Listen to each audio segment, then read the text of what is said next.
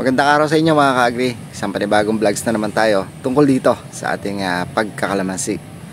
Update ko lang kayo ngayong araw dito sa ipinabunga natin itong July. Itong kalamansi nga na nasa likod ko. Tingnan natin kung gaano na ba kalalaki itong ating kalamansi. Ayan na nga mga ka-agri, ito na yun Ito na yung pinabunga natin. May mga gasaresa na. Yan, manghilan-ngilan na mas malaki sa gasaresa.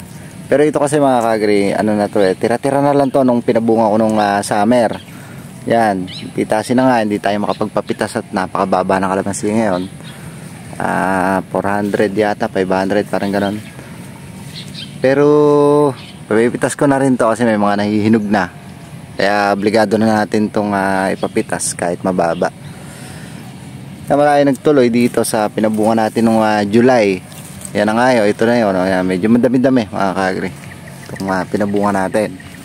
Ito pang November, December to mga ka-agri. Yan. 2 buwan na yan. 2 buwan pa. Kuha na yan. Unang pitas. Ito. So, ayan. Mga pang November to. 2 buwan pa yan. Tapos November, December to mga ka-agri. Unang pitas niya November, yung volume niyan mga December siguro. Yan. Medyo marami-rami din yung mga nagtuloy na bunga nitong kalamansi. Yan madami-dami din. Inalagaan ko kasi ito mga ka-agri, kaya medyo madami-dami yung nagtuloy. Yan mga ka-agri, mga November, December ang ating harvest dito sa kalamansi.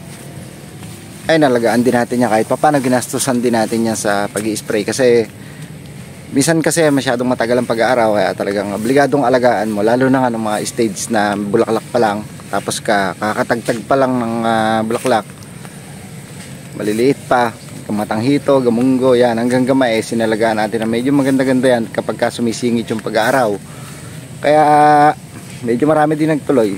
Kasi hindi naman tayo pwede yung biglaan na lang tayo na hindi na talaga mag-i-spray kahit sabihin natin tagulan. Yung umaaraw kasi mga ka-agri, atake rin yan yung mga fruit fly. Pero hindi na lang ganun ka-agresibo katulad nung mga buwan ng December, January, February. Yan, medyo agresibo talaga yung mga insekto dyan Kaya hindi ka talaga pwedeng hindi mag-i-spray ng madalas dyan. Pero kapag katagulan ganito, syempre madalang lang naman. Ibig sabihin, kapag kabulaklak at nag-aaraw, yun, medyo talagang singitan mo. Tapos kapag malalaki ng ganito, madalang na lang din. Kasi nga, tagulan pa naman. Lalo na yung mga gasaresa, kasi laki ng saresa. Medyo ano na yan. Ito, yung mga ganito. Yan, yung mga ganito. Medyo yan, ligtas na ng konti yan. Alam, masyadong bawas mga ka-agri. Konti lang. Yan yun, yung inalagaan ko, ganito kalalaki. Konti lang ang bawas. Kung marami yan, makikita mo dyan, napakadami yan. Mga nagkalat. Dito, konti lang, ilan lang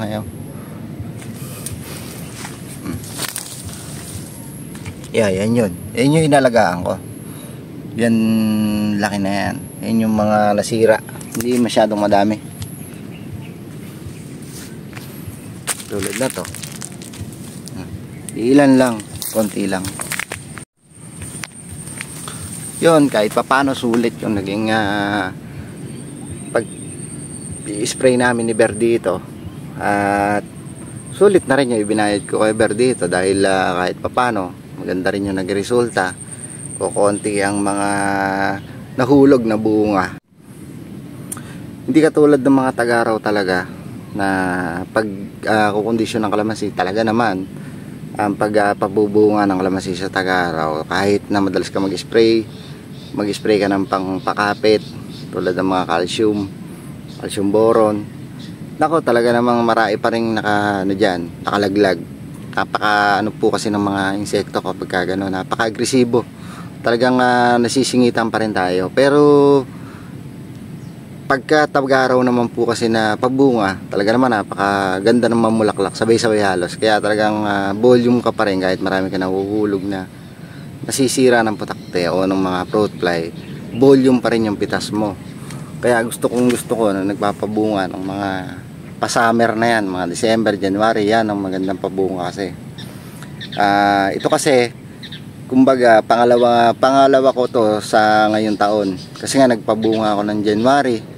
Tapos naubos yung pabunga ko noon itong nakaraan lang na nagpapitas ako na umuulan. Yung natapat ako sa 850 per bags ng kalamansi nung nasingit ako, nung nagbababagyo. Yun na huling huli ko na yun na pabunga sa summer ko. Haba ng pitas no, nasa 5 pitas yata yun. Tapos ito yung pipitasin ko na to, hindi nakasama to, itong ngayon, yung mga tira-tira na hindi nakasama yan. Tapos umulit nga ako ng July ng pagpapabunga na naman. At yun na nga, 2 months na, hanggang sa resa na yung bunga, kasi laki na lang aratilis. Kaya kumbaga, pangalawa ko na to ngayong taon na to. Kaya nga gustong gusto ko yung nakakadalawa, kahit sa isang taon nakakadalawa ako ng pabunga. Kahit hindi volume yung ating presyo, may mga presyo yung kalamansi. Nakakadalawa ako mga ka-agri. Kaya kahit na lang ganito, tagulan, medyo mahirap magpabulaklak ng kalamansi. Ng July, pinipilit natin magpabulaklak. Kahit 40 o 50% man lang. Ay syempre, lalo na katulad ko na nagre-renta lang ng lupa, kailangan talaga natin na kumita at least 2 times a month nga, 2 times a year. Kahit nga 1 times a year, basta na volume ka, good na rin. Pero ako kasi mas prepare ko talaga 2 times a year na season ng pagpapabunga ko ng kalamansi. 2 beses sa isang taon. Ibig sabihin, yun yung yung talagang pabunga. Ibig sabihin, yung inalagaan mo. Ang kalamansi naman kasi mga ka-agri, hindi naman nga yan na kumbaga, kung tutusin, wala naman talagang season dyan yung iba dire-diretso may monthly income, sabi nga nila kapag ganito kalaki, monthly income na.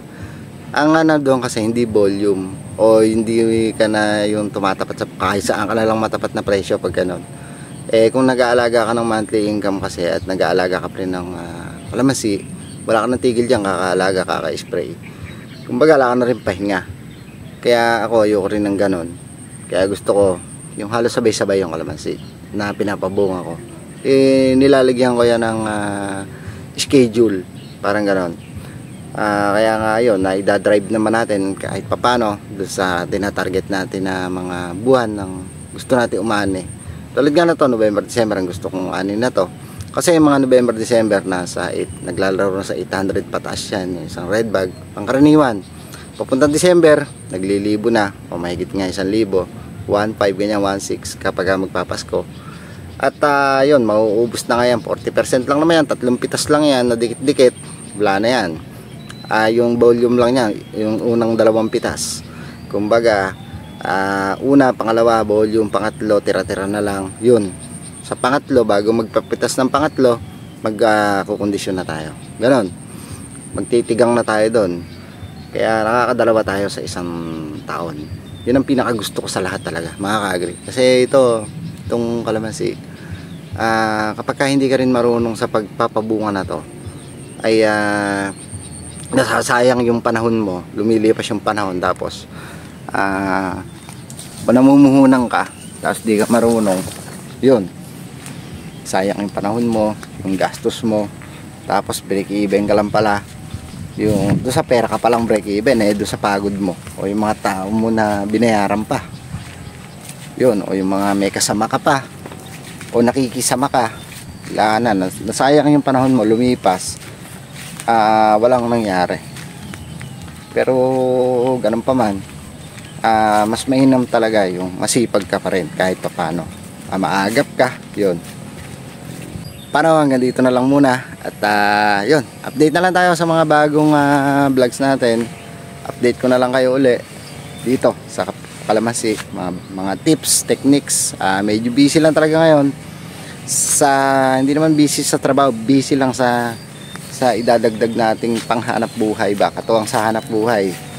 Kaya pagka nailagay na natin yan at nakuha na natin yung bagong panghanap buhay na yan, katuwang natin, diretso na ulit tayo dito mag vlog, mga ka-agri.